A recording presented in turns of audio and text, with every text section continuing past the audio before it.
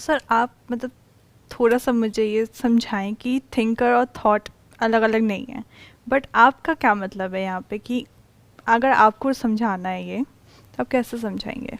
आप जिसको भी ईगो बोल रहे हो, किसको बोल रहे हो? जैसे फॉर एग्जाम्पल, एक है जो सोसाइटी के कॉन्सेप्ट्स हैं ऑफ राइट एंड रॉन्ग, एक है आपकी बायोलॉजिकल इंपल्सेस हैं, उसके अकॉर्डिंग माइंड में आपके एक थॉट आया, हम्म। बट वो थॉट गलत है, वो प्रोहिबिटेड है।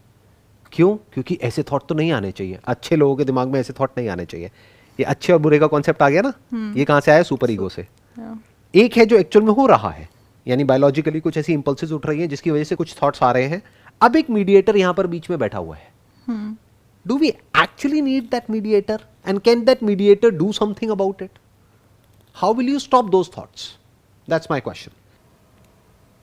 द मोमेंट यू से कि देयर इज एन ईगो जो इसको कंट्रोल कर सकती है, तो वो कभी भी कंट्रोल नहीं होगा।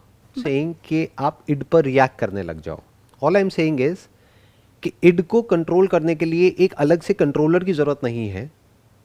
जैसे अभी जो आपने एग्जांपल दिया, उसी एग्जांपल को एक स्टेप और आगे बढ़ाते हैं।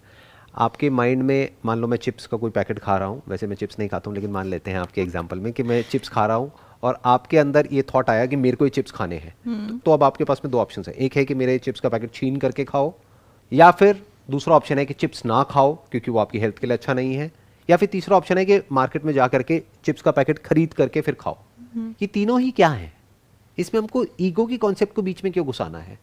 हम ये क्यों कह रहे हैं कि ये मैं सोच रहा हूं? तीनों ही तो थॉट है जो बाहर से अंदर आए हैं। अब इसके अकॉर्डिंग क्या होगा? तीन अलग अलग लोग हैं, अलग अलग एक्शंस होंगे तीनों के। कोई होगा जो छीन भी लेगा, जिसको भूख ज्यादा है, या जिसकी कंडीशनिंग ऐसी है, अपब्रिंगिंग ऐसी है कि उसके लिए चोरी करना सही है। उसकी अपब्रिंगिंग ही ऐसी हुई है कि चोरी करना गलत नहीं है, तो वो छीन लेगा। दूसरा है जो नहीं छीनेगा, तीसरा है जो जा करके खरीदेगा। तो तीनों में एक्चुअल में डिफरेंस क्या है? थॉट का ही तो फर्क है।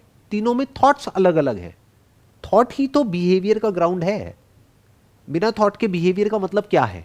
बिहेवियर मतलब वो जो कि सोसाइटी में एक्सेप्टेड है, उसकी फाउंडेशन क्या है? एक थॉट।